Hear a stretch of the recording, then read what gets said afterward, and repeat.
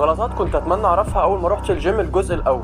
العضلات بتكبر بعمليه اسمها لود ادابتيشن او تكيف مع الحمل. لما بتنزل الجيم كل يوم بتعمل تمرين معين، الجسم بيبدأ يخلي عضلاتك تتكيف مع الوزن ده، بان عضلاتك تكبر في الحجم عشان تقدر تشيل الاوزان اللي انت بتشيلها. فبالتالي لو انت جيت النهارده الجيم اتمرنت تمرين معين، وجيت المره اللي بعدها قلت تجرب تمرين تاني، والمره اللي بعدها تمرين تالت، وكل مره بتروح تتمرن بشكل مختلف عن المره اللي قبلها وبتغير في جدولك كل شويه، فكده جسمك مش هيلحق يعمل ادابتيشن او تكيف على اي تمرين من دول، عشان هو حس انك عملت التمرين ده مره واحده بس، فمش هيلاقي سبب انه يكبر عضلاتك عشانه. ونفس المبدأ في انك كل مرة تتمرن مع كوتش مختلف عن المرة اللي فاتت ما يعرفش التمارين اللي انت ماشي عليها. فباختصار لازم تكتب عندك في الموبايل تمرينك بالظبط ماشي ازاي، وكل مرة تروح فيها الجيم تمشي على الجدول ده من غير ما تغير في اشكال التمرين بأي شكل، وبعدين تفضل على نفس الجدول ده لمدة شهر اقل حاجة، وبعدين تغيره لو عوزت ساعتها عادي، ولما تغيره وتكتب واحد جديد تفضل برضو ماشي عليه شهر